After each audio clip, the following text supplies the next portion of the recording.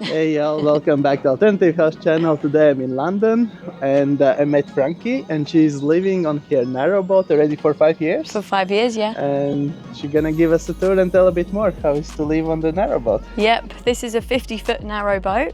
So yeah, with a 1-bedroom, bathroom, shower, all the bits. I'm plugged into mains electric. Come and check it out.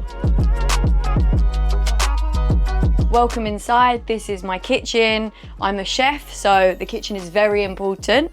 I have lots of storage. It's just a normal kitchen really. Loads, all the shelves go really far back, super deep, so there's so much storage. We have the gas, so everything's heated by gas. I have like a proper big oven, 2 ovens in one actually, so it's important for the cooking. The fridge. So it's not run, I have solar panels, but this is plugged in because I live in a city, I'm able to do that. So you're like more the place that you have to pay rent here? So I pay rent here. Yeah. I pay rent to live in this community and I pay monthly and it's quite cheap and I'm able to have electric. That's the benefit of living here. Yeah, and you have water and... Water, electric, yeah. And that's it actually, yeah. And a space. Yeah, right. And is it difficult to find like permanent space? Yeah, you can't find them in London. Pretty much, it's really hard. Yeah. And now the river is becoming so saturated. There's lots of things happening that maybe they won't be able to have as many boats anymore. So really lucky that I have my spot.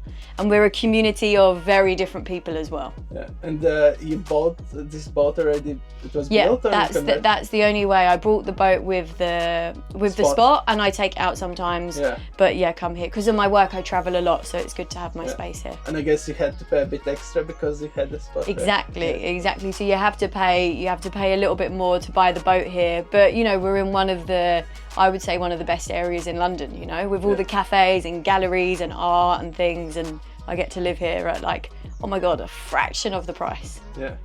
And did you convert it, took something out or it was kind of the same. I just changed the style of it, kind of like farmhouse style almost. You know, like added like these kind of, the aesthetics, but and painted it white. But apart from that, like the fire was here, the gas was already fitted and all of that bit. Yeah, and I guess this fire, this stove makes it super warm. Yeah, so the fire warms the whole thing, which is amazing in the winter.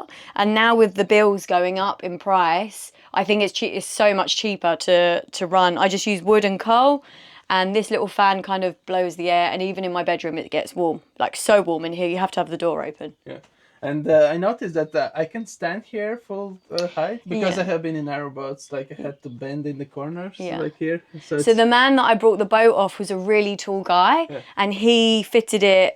He made it so it was a little bit lower, and actually it's wider than most narrow boats because there's insulation. But the point was that he wanted it just to be as big as possible for a narrow boat. It's quite rare to find that. So what is the width and height? You know? I don't know what the width is. I'm really small, so it's fine for me.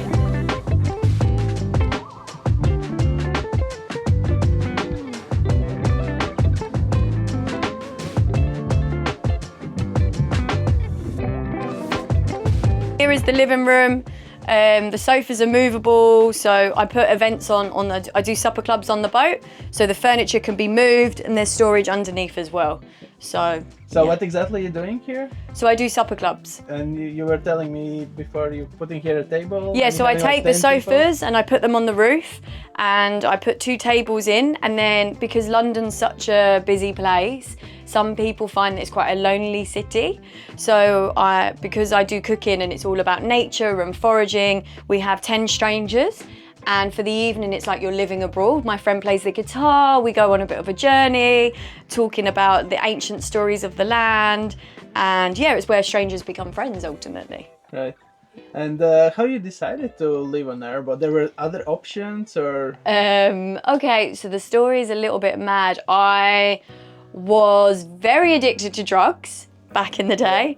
And when I lived abroad and when I was coming back to myself and getting rid of the addiction, I knew then that I felt most free on the water. For me, it reminded me of, I guess, who I am and the freedom. So when I came back to London, after I split up with my ex-husband, I decided that I was going to start my new life, and it was going to be on a narrowboat, and yeah, basically. Okay, so and it was difficult to find the boat you wanted to? Yeah, so I knew that I wanted to be here because my work is a lot based around here and traveling from here.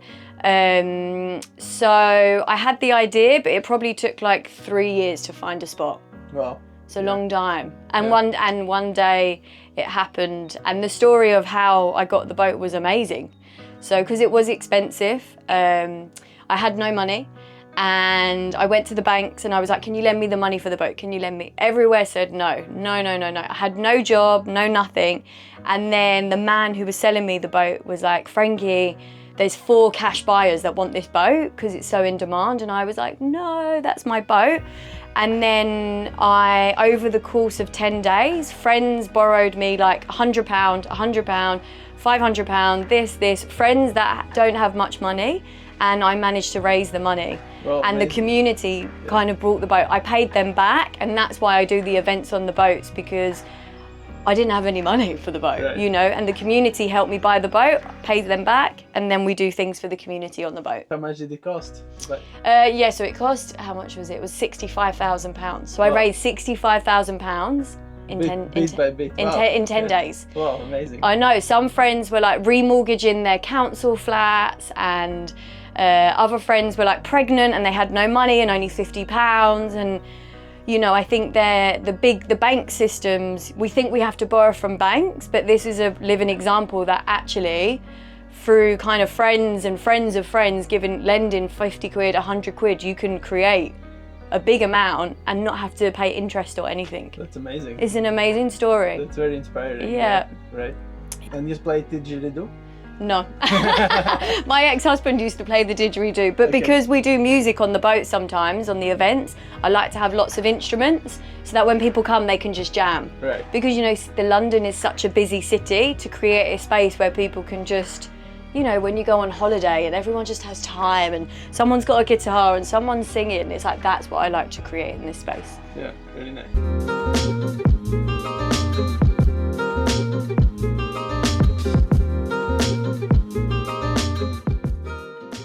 So we have a very small bathroom. So we have the toilet that gets emptied, and then we have the shower. So it's just a normal shower. Take this out. Actually, you can see. It's quite small. This maybe you wouldn't fit in there. But it's small and it's run by gas, so it gets really hot and it's really high power. Yeah. So yeah. Nice. Well, you get what you need, right? Exactly. It's like you don't need much space. It's like the smallest part. Quite big sink, I would say. It's a bit too big, probably. I think it's like quite elaborate. Yeah. But yeah, super storage and stuff like that. Okay. And then we have the bed, and my clothes are all underneath. So the bed, my clothes, my shoes, things that I don't need, everything's under the bed basically. It's queen size. It's just a double size, but it's quite a big bed. Yeah, okay, yeah. Yeah, so it's like I watch you know, I live in the city and I'm able to watch the sunrise from bed every morning. I mean, it's amazing. In London. In London, in the busy city, yeah, exactly. And then storage out here. I have my little garden, so these are all medicinal herbs that I cook with, and yeah, it's amazing to grow your own vegetables. I'm actually going to grow more on the roof. Yeah. And then, this is the sun deck. It's a lot cheaper living on a boat because I have mooring, I pay. So it's like moorings vary on the size of your boat. Some people pay 300 and some people pay like 700. Mine's kind of mid-range. But I mean, you're looking at, if you lived in a house and you had like a space, it's like £2,000, you know, that's with no bills. And that is with electricity or electricity? That's with everything. With everything? With everything. I pay for gas. I maybe buy like 4 gas bottles a year. I'm cooking a lot and they're like £50 a bottle. And then wood, I spend like £200 for the winter on wood, some kindling, maybe £250 for to be warm all winter, and like really warm, you know. So yeah, if you would have done it again, like would you go for bigger boat or a smaller one? Or would you have done something different? No, I'm just so grateful I have my own home, you know, like in London it's so rare. I'm mortgage free. So like I don't have this worry of like, oh my God, how am I going to pay my bills? I can always find the money to pay for my mooring. So no, I would do it. You know, if I have a child, maybe, but like this boat is perfect for me. Yeah. And there any tips what to look out if you're looking for a boat? Like some important. I guess if you're gonna look for a boat, definitely check the survey. Like that is, I hear so many people that buy a boat without a survey and then they end up with all these problems. Yeah. Did you take it out when you bought it to check So it out? I bought it at the very beginning of the pandemic, and the man had had a survey before, but he was really particular. He just trusted me. I mean, I had no money, and he was selling his boat, and like there was just this, you know, you meet someone and you just are like, I know. But this boat was in amazing condition. But I would say check a survey, do your research, visit lots of boats. Like a lot of boats and narrow boats, you'll see they have like a table that's attached and a chair. I like space. I don't want any of that. Sometimes it can feel quite cluttered. So yeah, do your research, make sure there is a survey. And if you want a mooring in London, you're probably going to have to get on a list for about 10 years, I would say. Yeah. Yeah, it's really hard. Yeah. Or you have to find a boat. You have to find the Really boat, but they don't come up because people don't want to leave them because it's a whole way of living in the city that's very different. Out of London it's a bit easier, but in London it's very hard. And you recently started your YouTube channel?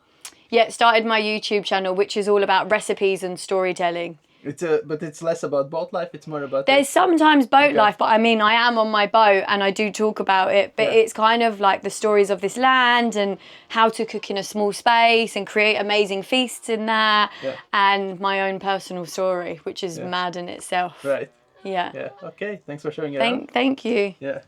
All right. Thanks for watching. It's very inspiring, this story. So if you want to check, I will leave Frankie's social media in description below, all the links.